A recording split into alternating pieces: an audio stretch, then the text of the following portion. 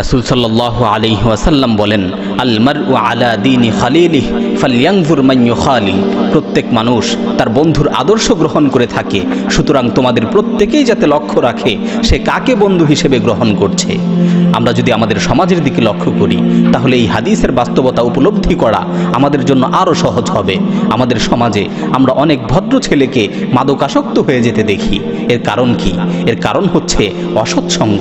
মনে রাখবেন, আপনার ফ্রেন্ড সার্কেলে যদি একজন মাদকাসক্ত থাকে তাহলে আপনাদের পুরো সার্কেলকে, তাহলে আপনাদের পুরো ফ্রেন্ড সার্কেলকে সে মাদকাসক্ত বানিয়ে ছাড়বে। আজকে সমাজের অধিকাংশ তরুণ অসৎসঙ্গের কারণে নষ্ট হচ্ছে, খারাপ বন্ধুদের প্ররোচনায় পড়ে গুনায় নিমজ্জিত হচ্ছে। একজন ভালো বন্ধু আপনার জীবনকে আলোকিত করে দিতে পারে, আর একজন খারাপ বন্ধু আপনার জীবনকে অন্ধকারচ্ছন্ন করে দিতে পারে। কারণ ভালো বন্ধু আপনাকে ভালো কাজের উপদেশ দিবে, আপনাকে আল্লাহর দিকে আহ্বান করবে, আপনাকে হারাম কাজ থেকে বিরত থাকতে বলবে।